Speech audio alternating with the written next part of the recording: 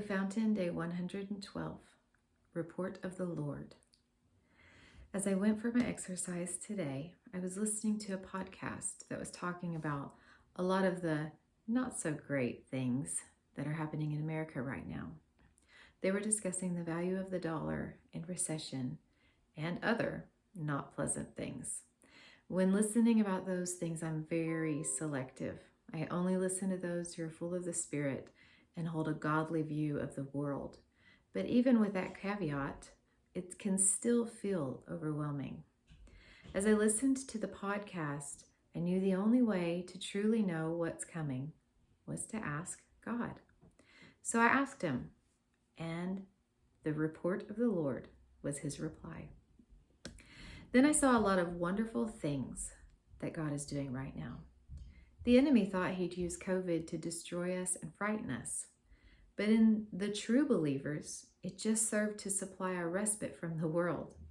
It enabled family resets all over the world. People left the hustle and leaned in to those nearest to them. I know that in some homes there was a negative and abusive uptick, but that's not what I'm talking about right here. For many of us, this time was a much needed rest. For some, it revealed a lot of evil that was happening in schools and allowed parents to make appropriate changes. God uses everything for good, for those called according to his purposes, and COVID ended up showing that. Now we face continued food shortages and threats of more shortages. Pain at the pump, plus cost rising in every area. The enemy has plans for this, but I want to hear the report of the Lord. What does he have to say about it? Well, when I lean in, I hear him speak further about leaning into the art of family, thinking through meal plans more, budgeting more intently, being more intentional in the way we live, learning how to produce more things from home, even stretching into new kinds of baking. These are good things, not bad.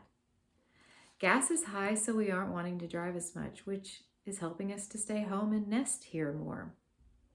This is also a good thing.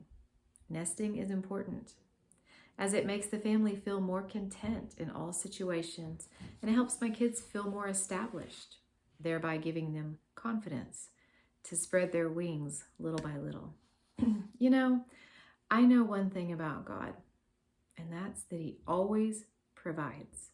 I have zero doubt that he will supply all our needs according to his glorious riches. So, even when there's talk about economic turmoil, I don't worry. I place my hope firmly in his hands. The hands that created all things are big enough to supply my needs. The same God who makes sure the birds are fed and warm is the same God who takes care of me. Why should I fear? Why should you?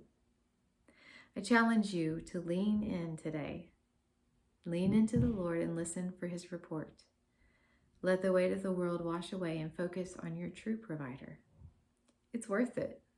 That is where peace is found. That is why I tell you not to worry about everyday life, whether you have enough food and drink or enough clothes to wear.